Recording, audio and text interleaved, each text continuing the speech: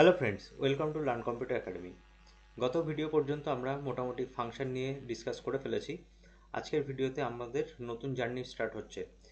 আজকে থেকে আমরা জাভা স্ক্রিপ্টের ক্লাস নিয়ে স্টাডি করব। এই জিনিসটা কিন্তু মোস্ট ইম্পর্ট্যান্ট একটা টপিক যে কোনো প্রোগ্রামিং ল্যাঙ্গুয়েজের ক্ষেত্রে। তো জাভা স্ক্রিপ্টে ইনবিল্ট ক্লাস ছিল না, পরে এটাকে নিয়ে আসা হয়েছে ES6 এর পর থেকে। তো এখানে আমরা পুরোপুরি হয়তো অন্যান্য প্রোগ্রামিং ল্যাঙ্গুয়েজের মতো অবজেক্ট ওরিয়েন্টেড প্রোগ্রামিংয়ের ফুল যে ফ্লেভারটা সেটা হয়তো পাবো না। কিন্তু ওভারঅল আমাদের জানতে হবে ক্লাস বিষয়টা কি, কেন কাজে লাগে। তো চলুন স্টার্ট করি। তো আমাদের প্রথম যে উদ্দেশ্যটা যেটা ছিল সেটা হলো আমাদের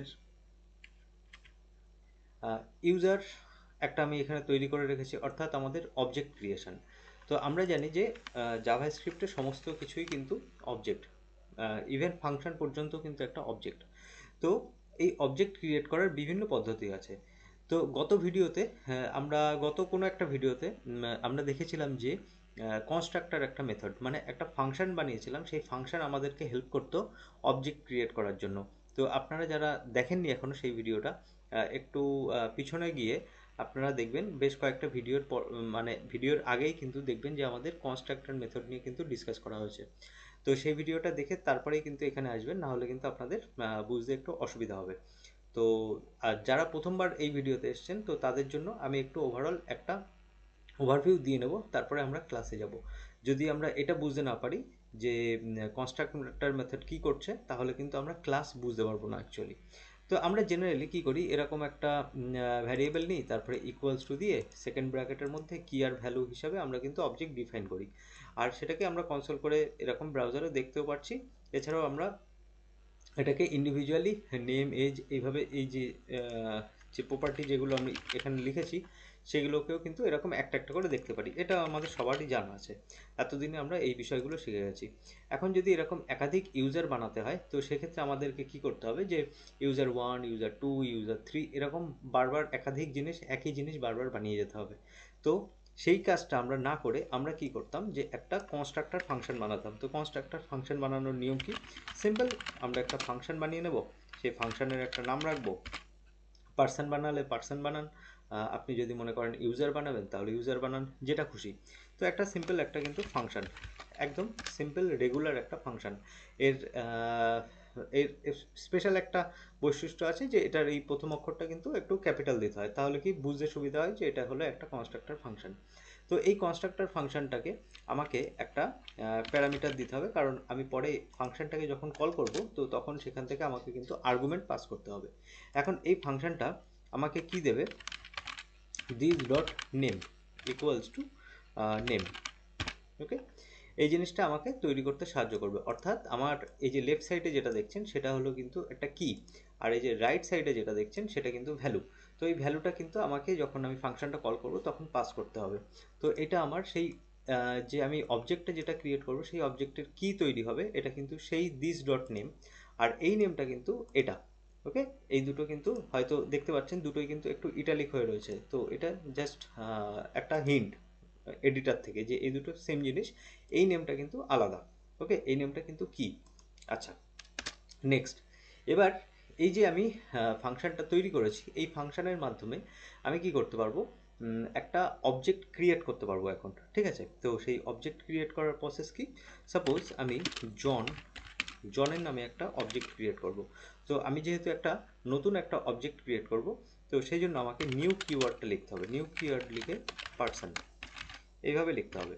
তো এবার ফাংশন যেহেতু, আচ্ছা আমি এইটাকে আরেকবার এক্সপ্লেন করছি যে আমি এখানে অ্যাকচুয়ালি কী করলাম। যেহেতু আমাকে ফাংশনটাকে এইভাবেই কল করতে হতো, তাই তো একটা ফাংশন বানানোর পরে তো এইভাবেই কল করতে হয়, হ্যাঁ কি না? ইয়েস। তো ফাংশন এইভাবেই কল করতে হয়।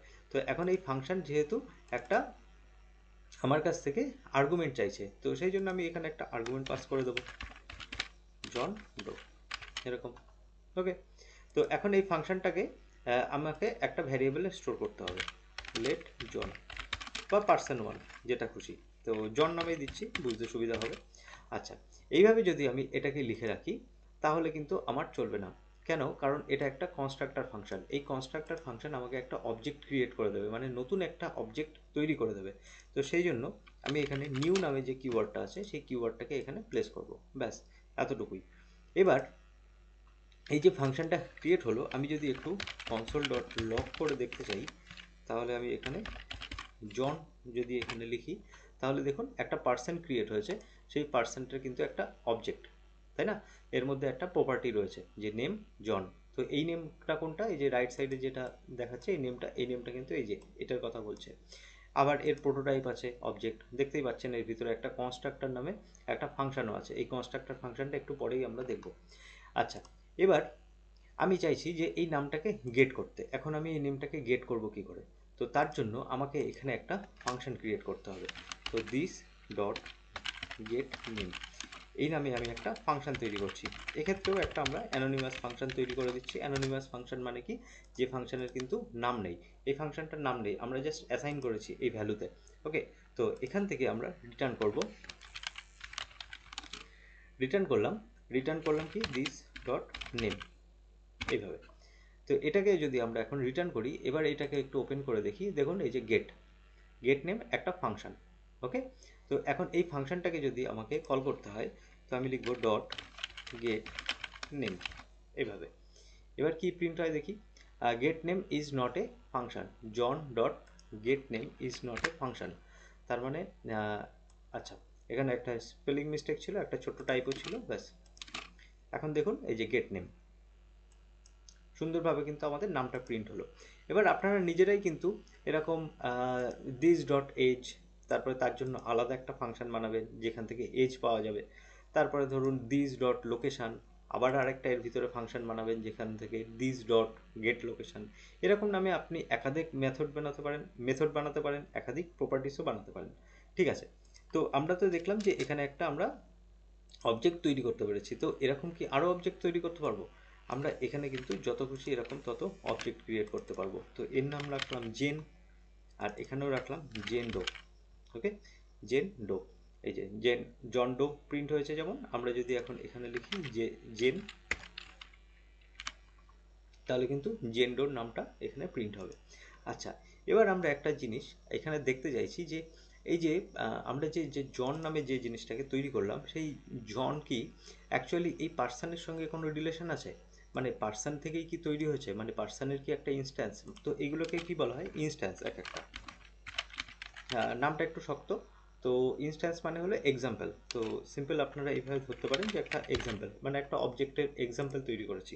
তো আপনারা এইভাবে মনে করতে পারেন যে এটাও একটা এক্সাম্পল তৈরি করেছি, এটাও একটা এক্সাম্পল তৈরি করেছি। তো ভারী ভারী ইংলিশ ওয়ার্ড যে টার্মগুলো আছে সেগুলো মনে না রাখলেও চলবে। আপনি মনে করবেন যে এক একটা এক্সাম্পল তৈরি করছেন, এক একটা নতুন নতুন অবজেক্ট তৈরি করছেন। ঠিক আছে, আহ, তো এখন আমরা দেখতে চাইছি এই যে জন যে আছে, জন জন কি ইনস্ট্যান্স অফ পার্সন, যে পার্সনের থেকেই কি তৈরি হয়েছে সেটা দেখতে চাইছি। এক্স্যাক্টলি, এটা কিন্তু ট্রু দেখাচ্ছে যে জন কিন্তু পার্সনের থেকেই তৈরি হয়েছে, পার্সনেরই একটা ইনস্ট্যান্স। এই যে এইমাত্র বললাম যে ইনস্ট্যান্স, INSTANC, হ্যাঁ ইনস্ট্যান্স। আর এই নামটা, এই যে কিওয়ার্ডটা, এই কিওয়ার্ডটা আমার কাছেও একটু অকওয়ার্ড লাগে। মানে প্রত্যেকটা জিনিসই জাভাস্ক্রিপ্টে দেখা যায় যে এরকম কিন্তু মানে ক্যামেল কেস, কিন্তু এটাই শুধু একমাত্র মানে সবই ছোট হাতের। এটা একটু অকওয়ার্ড লাগে আমার। ঠিক আছে, যেমন আছে তেমন ইউজ করতে হবে, আমাদের কিছু করার নেই। আর এখানে গিয়ে আমি কনসোল লগ জেনটাকেও দেখি একবার, Jane. Okay, Jane instance of person, exactly. তো দুটোই কিন্তু সেম, মানে পার্সনটাকে ইউজ করেই, এইটাই ব্লু প্রিন্ট হিসাবে ধরে এখান থেকেই কিন্তু প্রত্যেকটা জিনিস অবজেক্ট কিন্তু তৈরি হচ্ছে। আচ্ছা, আহ, এবার আমরা আরেকটা জিনিস ট্রাই করি। এই যে জন যে আছে সেটা কি একটা object, instance of object? Yes, true. আচ্ছা, জেনও কি অবজেক্ট? ডেফিনেটলি এটাও অবজেক্ট হতে হবে, অবজেক্ট, এক্স্যাক্টলি এটাও ট্রু। তাহলে আমরা এখান থেকে জানতে পারলাম যে এই যে জন বা জেন যে অবজেক্টগুলো আমরা ক্রিয়েট করছি, যে ইনস্ট্যান্সগুলো ক্রিয়েট করছি, সেগুলো কিন্তু সবকটাই পার্সন থেকে তৈরি হচ্ছে। তার মানে এই পার্সন কিন্তু আমাদেরকে অবজেক্ট ক্রিয়েট করার জন্য সাহায্য করছে। তার মানে এটা হলো একটা কনস্ট্রাক্টর ফাংশন, মানে হলো একটা ফাংশন যে কনস্ট্রাক্ট মানে তৈরি করতে সাহায্য করছে কি, অবজেক্ট। ওকে, তো আমরা কিন্তু অবজেক্ট একটা ফাংশন ব্লু প্রিন্ট হিসাবে রেখে আমরা একাধিক অবজেক্ট ক্রিয়েট করে ফেলতে পারছি। ওকে, এই অবধি বুঝলাম। এবার এখানে ছোট্ট একটা ইস্যু আছে। ইস্যুটা হলো, এখানে দেখুন এই যে গেট নেম, এই গেট নেমটা আমাকে কি করছে, এই পার্সনের, এই যে যে পার্সনগুলো আমরা ক্রিয়েট করছি সেই পার্সনগুলোর নামটাকে নিয়ে আসতে সাহায্য করছে, তাই না? সেই নামগুলোকে নিয়ে আসতে সাহায্য করছে, মানে প্রিন্ট করতে সাহায্য করছে। আমরা যদি একটা ছোট একটা এক্সপেরিমেন্ট করি, এখানে console.log John dot get name equals to Jane dot get name, এটা দেখি, তাহলে দেখুন এখানে ফলস আসছে। এর মানে হলো, এর মানে হলো এই যে, এই যে পার্সন আমি যখন তৈরি করছিলাম, এই পার্সনটা তৈরি করার সময় আমি এই গেট নেমটাকে ইউজ করছিলাম, এই মেথডটাকে ইউজ করছিলাম। ওকে, তার মানে এই গেট নেমের যে ফাংশনটা বা যে মেথডটা, এই জেন ডট গেট নেম মানে যখন এই পার্সনটা ক্রিয়েট করছি, এই দুটো ফাংশন কিন্তু ভিন্ন হয়ে যাচ্ছে। অর্থাৎ অর্থাৎ যখন আমি একাধিক একাধিক যখন আমি ফাংশন ক্রিয়েট করছি, যখন আমি একাধিক ফাংশন একাধিক অবজেক্ট যখন ক্রিয়েট করছি, এই যে ভিতরের যে মেথডগুলো তৈরি হচ্ছে না, এই মেথডগুলো কিন্তু এক একটা কপি তৈরি করছে। প্রত্যেকটা অবজেক্টের ক্ষেত্রে কিন্তু এটা নতুন নতুনভাবে তৈরি হয়। ওকে, এটা বিহাইন্ড দ্য সিন নতুন নতুন তৈরি হয়। তো এর জন্য কি হয়, আমাদের কোড কিন্তু এফেক্ট করতে পারে, ঠিক আছে, আমাদের কোড কিন্তু স্লো হতে পারে। তো যেহেতু একই কোড বারবার বারবার কপি হয়ে যাচ্ছে, তো সেই জন্যই কিন্তু আমরা দেখতে পাচ্ছি যে জনের গেট নেম আর জেনের যে গেট নেম এই দুটো একই না। ওকে, সেই জন্য কিন্তু এখানে ফলস দেখাচ্ছে যে দুটো ফাংশন কিন্তু ভিন্ন, যেহেতু কপি হয়ে তৈরি হয়েছে তো সেই জন্য ভিন্ন। তো এক্ষেত্রে কি হচ্ছে, আমাদের কোড কপি হওয়ার কারণে আমাদের কিন্তু বিহাইন্ড দ্য সিন পারফরমেন্স কিন্তু স্লো হয়ে যাবে। সেই জন্য জাভাস্ক্রিপ্টে একটা খুব সুন্দর একটা প্রসেস আছে, যে প্রসেসটাকে বলা হচ্ছে যে প্রোটোটাইপাল ইনহেরিটেন্স। নামটা একটু খটোমটো শোনালো, যে বেসিক্যালি এই যে আমরা যে জন যে আগে তৈরি করেছি না, এই যে জন, আমরা এই জনকে নিয়ে চলছি। দেখুন এর ভিতরে এসে যে প্রোটোটাইপ আছে, তো এই যে মেথডটা আছে, আমি যে ওয়ার্ডটা বললাম যে প্রোটোটাইপাল ইনহেরিটেন্স, এটা এত কমপ্লিকেটেড ওয়ার্ড মাথা থেকে বের করে দিন। সিম্পল মনে রাখবেন যে এটা, এই যে মেথডটা যেটা বাইরে তৈরি করা আছে, এই মেথডটাকে আমরা যদি কোনোভাবে এর ভিতরে, এই যে যেমন কনস্ট্রাক্টর রয়েছে না, এর ভিতরে গেলে আদার্স, দেখুন এই যে কনস্ট্রাক্টর রয়েছে, এই আদার্স যে ফাংশন যেগুলো রয়েছে, এখানে যদি আমরা সামহাও এটাকে যদি এর ভিতরে পুশ করে দিতে পারি, তো আমাদের প্রবলেমটা সলভ হয়ে যাবে। কি প্রবলেম সলভ হবে, যে আমাদের এই যে গেট নেম যেটা, সেটা বারবার রিপিট হবে না, কপি হবে না, আমাদের কোডের যে পারফরমেন্স, সেই পারফরমেন্স কিন্তু লো হবে না। ঠিক আছে, তো এক্ষেত্রে আমরা কি করব, এই যে প্রপার্টি যেটা আছে, প্রপার্টি যেমন আছে তেমন এর ভিতরেই থাকবে, কিন্তু আমরা জাস্ট এই যে মেথডটা আছে না, এই মেথডটাকে বের করে নেবো এর ভিতর থেকে। ঠিক আছে, এই মেথডটাকে এই ভিতর থেকে আমরা বের করে নেবো। বের করে কিভাবে বানাবো, আমরা বানাবো পার্সন, মানে এটাকেই এই পার্সনের dot prototype, prototype prototype dot get name. Okay, আমরা এইভাবে অ্যাসাইন করে দেবো যে প্রোটোটাইপের ভিতরে কি কি অ্যাসাইন করব, আমরা ফাংশন অ্যাসাইন করব। আমরা কিন্তু এগুলো পারি, এই কিভাবে কোনো মেথড বা কিভাবে কোনো প্রপার্টি সেট করতে হয় এরকম ডট মেথডের মাধ্যমে, বেসিক্যালি সেই কাজটাই কিন্তু করা হচ্ছে। তো এর ভিতর থেকে যেহেতু এখানে একটা আমরা এই যে ফাংশন যেহেতু একটা ক্রিয়েট করছি, তো সেই জন্য আমরা এখানে কি করব, রিটার্ন লিখে দেবো। এখান থেকে আমি রিটার্ন করছি, কি রিটার্ন করব, যে দিস ডট নেম। ওকে, এখন মনে হতে পারে যে এই দিস ডট নেম, এই নেমটা আসবে কোথা থেকে, তাই না? এটা মনে হতে পারে যে এখানে তো কোনো নেম আমি পাস করলাম না, তাহলে আমি নেম পাবো কী করে? তো সিম্পল এখানে দেখে রাখুন যে পার্সন কিন্তু আছেই, তো পার্সনের মধ্যে কিন্তু এই মেথডটা, সরি এই প্রপার্টিটা কিন্তু রয়েছেই। তো আমি পার্সনটাকে ইউজ করছি কিন্তু, তো person dot prototype dot get name আমি যখন ইউজ করে একটা ফাংশন যখন আমি এখানে বানিয়েছি, তো তখন কিন্তু এই দিস ডট নেম, এই দিস ডট নেম কিন্তু এই পার্সনের দিকেই তাকিয়ে থাকবে, এই পার্সনের দিকেই তাকিয়ে থাকবে। তো এ কিন্তু এই পার্সনের এই যে দিস ডট নেম একে ইউজ করে নেবে। ওকে, এবার আমরা যদি এখানে একটু খেয়াল করে দেখি, তাহলে দেখুন এখানে গেট নেম কিন্তু চলে গেছে, গেট নেম কিন্তু আর এই প্রপার্টির সঙ্গে নেই। তো আমি যদি এখন প্রপার্টিটা প্রোটোটাইপ ওপেন করি, দেখুন এখন এখানে কিন্তু চলে এসছে। তো একই কাজ করেছি, আমরা কি করেছি, জাস্ট ফাংশনটাকে এখান থেকে বের করে এর ভিতরে নিয়ে নিয়েছি। এতে করে আমার কি সুবিধা হবে, আমার পারফরমেন্স বেটার হবে। ওকে, একটু বেশি টেকনিক্যাল শোনাচ্ছে কিন্তু বেটার হবে। তো এবার দেখুন আমি যদি এখানে লিখি ডট গেট নেম, আমি এখানে হিন্ট পাচ্ছি। তো এই যে দেখছেন ফাংশনটা রিটার্ন করছে যে ফাংশনটা বানিয়েছিলাম, আমরা কিন্তু জানি যে ফাংশন যদি কল না করে যদি ফাংশনের নাম লিখি তাহলে কিন্তু আমরা ফাংশনের বডি দেখতে পাই। ওকে, এবার যদি আমি এটাকে equals to Jane dot get name করি, তো এবার দেখুন ট্রু এসছে। তার মানে কি হলো? তার মানে এটাই যে জন এই যে পার্সনটাকে ইউজ করছে, পার্সনটাকে ইউজ করে তৈরি হয়েছে, জেনও কিন্তু এই পার্সনটাকে ইউজ করেই তৈরি করেছে, মানে তৈরি হয়েছে। এবার যেহেতু আমার প্রোটোটাইপের ভিতরে চলে গেছে এই গেট নেমটা, তো এই দুইজন কিন্তু এখন শেয়ার করছে। ওকে, তো দুইজন কিন্তু এখন এই দুটো এই এই যে একটা মেথড আছে যে গেট নেম বলে যে মেথডটা, এই গেট নেমটাকে এখন দুইজনেই ইউজ করছে। তো সেই জন্য কিন্তু এখন এই দুটো ফাংশন কিন্তু সেম। ওকে, এক্ষেত্রে কিন্তু কোড আর কপি হবে না আর রিপিটও হবে না। তো এক্ষেত্রে আমাদের পারফরমেন্স বেটার হবে। তো এটাই ছিল আমাদের কনস্ট্রাক্টর মেথড। ওকে, এবার আমরা যে উদ্দেশ্যে আজকের ভিডিও শুরু করেছি, তো এতক্ষণে হয়তো বুঝতে পেরেছি যে আমরা কি করতে চাইছি, যে আমরা একটা অবজেক্ট ক্রিয়েট করতে চাইছি, এটাই হলো আমাদের উদ্দেশ্য। অবজেক্টের ভিতরে কি থাকে? অবজেক্টের ভিতরে একটা প্রপার্টি থাকে আর মেথড থাকে, এই দুটো জিনিস থাকে। এবার এই কাজটাই ES6 মানে হলো মডার্ন যে জাভাস্ক্রিপ্ট, সেই জাভাস্ক্রিপ্টে কি করেছে, নতুন একটা সিনট্যাক্স এনেছে। তো সেই নতুন সিনট্যাক্স কিভাবে করবে, কিভাবে কাজ করবে, আর নতুন সিনট্যাক্স দিয়ে কী করবো, আমরা সেই অবজেক্টই বানাবো, এই সেম টু সেম জিনিসই তৈরি করব, কিন্তু নতুন যে পদ্ধতি সেই পদ্ধতি মেনে করব। তো এই যে কোডগুলো আছে এই কোডগুলোকে আমি সব মোস্ট অফ দ্য যে কোডস রয়েছে এখানে সেগুলো আমার আবার কাজে লাগবে। তো আমি জাস্ট আপাতত এখন কমেন্ট আউট করে দিচ্ছি এগুলো, তো যাতে আমার কোনো কনফিউশন ক্রিয়েট না হয়। এখানে আমি সমস্ত কিছু মানে কমেন্ট আউট করে দিলাম, ব্যাস এখানে থাকলো। আচ্ছা, এইবার আমরা যে নতুন যেটা শিখছি সেটা হলো কিন্তু ক্লাস। ক্লাস এখন দেখি এটা কিভাবে তৈরি হয়। তো খুব সিম্পল একটা জিনিস, খুব সিম্পল একটা জিনিস, আপনাকে সিম্পল লিখতে হবে যে ক্লাস, ব্যাস এই কথাটা লিখে শুরু করবেন। আপনি যখন ফাংশন বানাচ্ছিলেন তখন তো ফাংশন লিখছিলেনই, তাই না? তারপর একটা ফাংশনের নাম লিখছিলেন, যেমন পার্সন,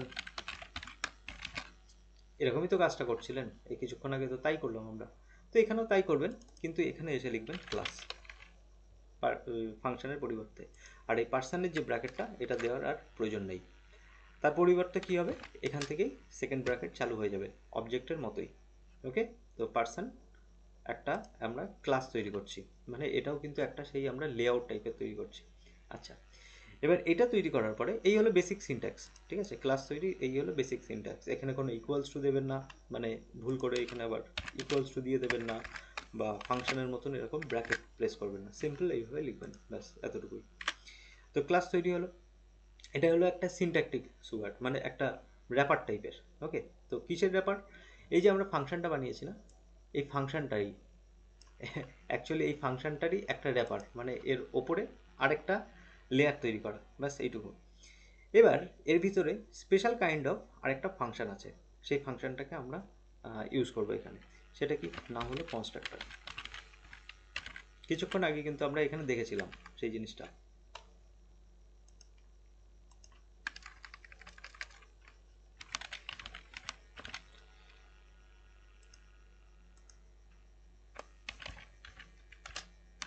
কনস্ট্রাক্টর আমরা কিন্তু এখানে দেখেছিলাম কিছুক্ষণ আগেই যে এর ভিতরে কনস্ট্রাক্টর নামে কিছু একটা থাকে। তো আমরা এই যে কনস্ট্রাক্টর ডাইরেক্ট লিখে দিলাম, তারপরে ফাংশনের মতোই সিম্বল দিলাম। তো বেসিক্যালি এটা হলো একটা ফাংশনই, এটাকে বলা হচ্ছে কনস্ট্রাক্টর ফাংশন। আমরা এখানে ফাংশন ক্রিয়েট করছিলাম, তো তার নাম রেখেছিলাম যে তাকে বলা হতো যে কনস্ট্রাক্টর ফাংশন। আর এখানে আমরা যে ফাংশনটা বানাচ্ছি সেটার সেটার নামই হলো কনস্ট্রাক্টর ফাংশন, কারণ এটা কনস্ট্রাক্টর লিখেই শুরু হচ্ছে। তো এক্স্যাক্টলি আমরা এখানে যা যা করেছি এখানে সেই সেই জিনিসই করব। ওকে, তো এখানে আমরা নেম লিখব, তো এখানেও নেম লিখেছিলাম।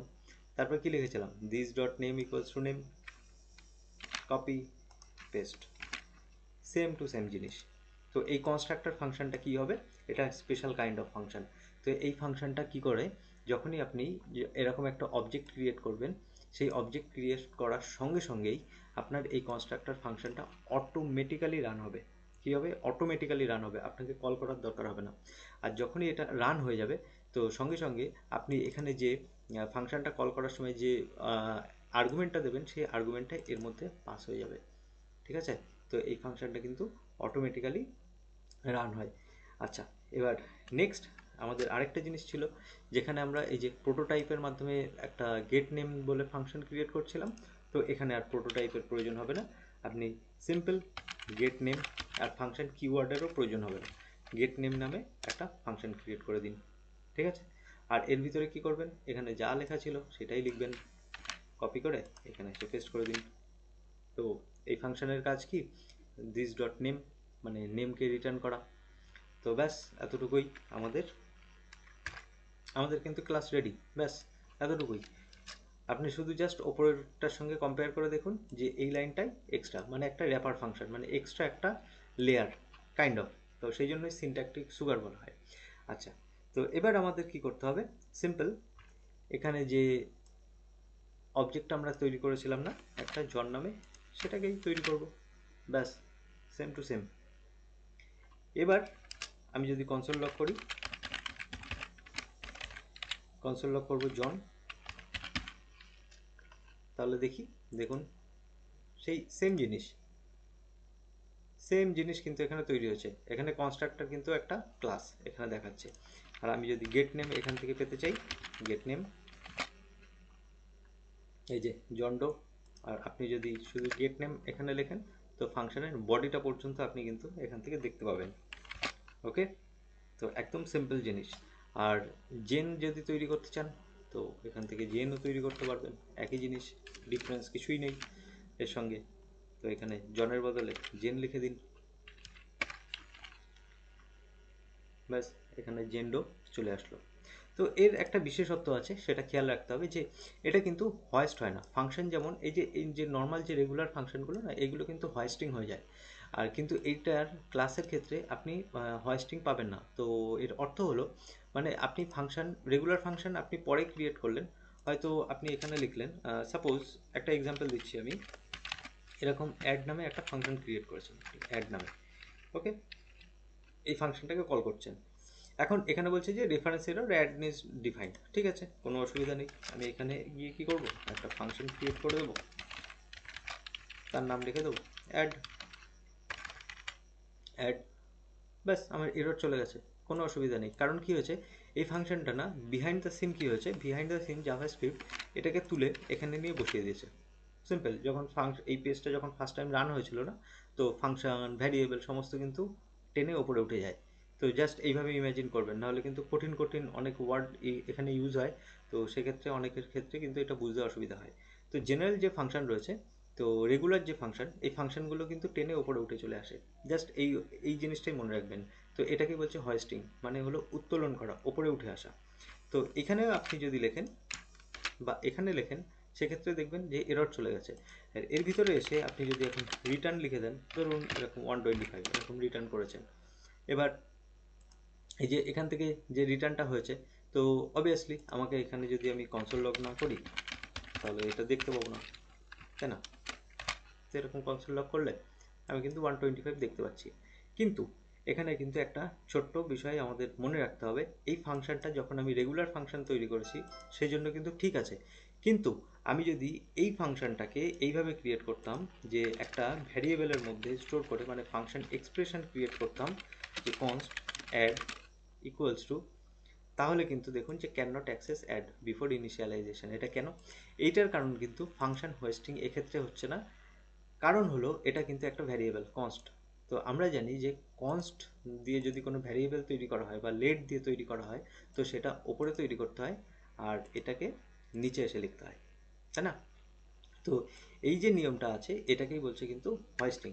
তো এই হয়েস্টিংটা কিসে সম্ভব, এটার ক্ষেত্রে যেমন ফাংশন আপনি আগে তৈরি করুন, পরে আপনি কল করুন, বা বেসিক্যালি আগে তৈরি করা উচিত তারপরে কল করা উচিত, বা আপনি যদি আগে কল করে নেন পরে গিয়ে তৈরি করেন সেটাও চলবে রেগুলার ফাংশনের ক্ষেত্রে। কিন্তু ক্লাসের ক্ষেত্রে কিন্তু এই নিয়মটা খাটবে না, আগে আপনাকে ক্লাস বানাতে হবে, আগে আপনাকে এরকম ব্লু প্রিন্ট বানাতে হবে, তারপরে গিয়ে কিন্তু আপনাকে অবজেক্ট ক্রিয়েট করতে হবে। এখন আপনি যত খুশি তত অবজেক্ট ক্রিয়েট করতে পারেন, আর যত প্রপার্টি আছে সেই সমস্ত প্রপার্টি এর মধ্যে অ্যাসাইন করবেন, ঠিক আছে? যেমন হলো ধরুন this dot age equals to age, শুধু এজ, দিস ডট এজ নয়, আর এটা যেহেতু একটা ফাংশন কে এজ বলতে হবে আমাকে, আর এর ভিতর থেকে এজটাকেও পাস করতে হবে, কমা 26, আর এরকম ফাংশন কিন্তু বা মেথড কিন্তু আমরা একাধিক বানাতে পারি। ওকে, এটার নাম রাখলাম গেট এজ, এখান থেকে করে দিলাম এজ। ওকে, তো জন্ডো আমি পুরোটাকেই ওপেন করে দিচ্ছি, তাহলে আপনারা দেখতে পাবেন। দেখুন এই যে জেনের মধ্যে কিন্তু দেখুন এজ নেম তৈরি হয়েছে, ভিতরে কিন্তু গেট এজ গেট নেম, এভাবে কিন্তু একাধিক আমাদের ফাংশন ক্রিয়েট হয়ে গেছে। তো আর আরেকটা জিনিস হলো, এটা কিন্তু অটোমেটিক্যালি এই যে ক্লাস যেটা আছে না, সেটা স্ট্রিক্ট মোডে রান হয় পুরো জিনিসটা। তো স্ট্রিক্ট মোড নিয়ে আমি অন্য একটা ভিডিও তৈরি করব। তো হয়তো আমি সিম্পল একটা জিনিস দেখিয়ে রাখছি যে বিষয়টা কি। অ্যাকচুয়ালি অনেক কোডের মধ্যে হয়তো দেখবেন যে ইউজ স্ট্রিক্ট এরকম কিছু একটা লেখা থাকে, এটাকে বলছে একটা ডাইরেক্টিভ, এটা লেখা থাকে। তো কেন লেখা থাকে, এটার কাজ কি, সেটা অন্য কোনো একটা ভিডিওতে আমরা দেখব। আর আপনারা যদি সত্যিই জানতে চান তাহলে কমেন্ট সেকশানে জানাবেন, তাহলে আমি স্পেশালি ভিডিও বানাবো। কারণ ইউজ স্ট্রিক্ট ব্যাপারটা শেখাটাও জরুরি, কারণ রিঅ্যাক্টে কিন্তু এটাকে ফলো করা হয়, এই ইউজ স্ট্রিক্ট যে কনসেপ্টটা সেটা ফলো করা হয়। তো আমি একটা ভিডিও ক্রিয়েট করে দেবো, আপনারা কমেন্ট সেকশানে জানাবেন। তো যদি সত্যিই আপনাদের প্রয়োজন হয়, আর না হলে কিন্তু আমি হয়তো যখন রিয়াক্ট শেখাবো তখন হয়তো বানাবো। আর যদি আপনারা ইমিডিয়েট জানেন তাহলে আমরা খুব শিগগিরই ওই বিষয়টা দেখে নেব। তো আশা করি এইটুখানি ক্লাসের প্রথম যে এপিসোডটা সেটা বুঝতে পেরেছেন। আর আমি হয়তো আপনাদের একটু ভয় কাটাতে পেরেছি, কারণ অবজেক্ট ওরিয়েন্টেড প্রোগ্রামিংয়ে কিন্তু মানে হলো oops, OOP, object oriented programming, OOP, object oriented programming. তো object related programming, object create করে করে আমরা যে অ্যাপ্লিকেশানগুলো বানাবো সেগুলোই হলো কিন্তু object oriented programming. Object oriented programming কিসের মাধ্যমে তৈরি করা হয়? ক্লাস। ওকে, আর বেস্ট আমি একটা আপনাকে সাজেশন দেবো যে অবজেক্ট ওরিয়েন্টেড প্রোগ্রামিংয়ের খুব ভালোভাবে যদি নলেজ নিতে হয়, আপনারা যদি পিএইচপি থেকে অবজেক্ট ওরিয়েন্টেড প্রোগ্রামিংটা শেখেন তাহলে ওখানে পুরো স্পষ্ট ধারণা হবে। আর খুব মজার একটা ব্যাপার হলো যে আপনি যদি একবার শিখে যান অবজেক্ট ওরিয়েন্টেড প্রোগ্রামিং পিএইচপি থেকে, কারণ পিএইচপি খুব সহজ সরলভাবে এক্সপ্লেন করেছে, আর পিএইচপি থেকে যদি একবার শিখে যান সেক্ষেত্রে আপনার JavaScript, Python, Java, C plus plus আপনি যেখানেই যান না কেন একদম ইজি হয়ে যাবে পুরো কনসেপ্টটা। কারণ পিএইচপি অনেক কিছু কভার করে নিয়েছে অবজেক্ট ওরিয়েন্টেড প্রোগ্রামিংয়ের। আর সেখানে কিন্তু টাইপ কাস্টিং থেকে শুরু করে বিভিন্ন আরও যে অ্যাডভান্স যে কনসেপ্টগুলো আছে সেগুলো কিন্তু সব ওখানে সুন্দরভাবে এক্সপ্লেন করা আছে। আর অবজেক্ট ওরিয়েন্টেড প্রোগ্রামিংকে কিন্তু অনেকেই অনেক কমপ্লিকেটেডভাবে বোঝাতে মানে একটুখানি কনসেপ্ট মাথায় দিয়ে দেয় যে এটা করতে হবে ওটা করতে হবে, এই মানে এই ফাংশন ক্রিয়েট করতে হবে, আর তারপরে কনস্ট্রাক্টর মেথড, এরকম অনেক কিছু কনসেপ্ট বলবে।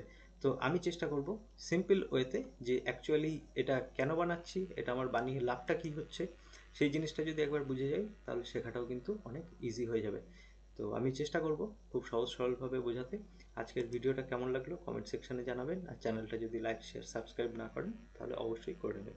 আজকের ভিডিও এতটুকু, আমাদের খুব শিগগিরই ক্লাস রিলেটেড পরবর্তী যে ভিডিওটা খুব শিগগিরই স্টার্ট হবে, পাবলিশ হবে। তো আজকের ভিডিওটা ধৈর্য সহকারে দেখার জন্য অসংখ্য ধন্যবাদ।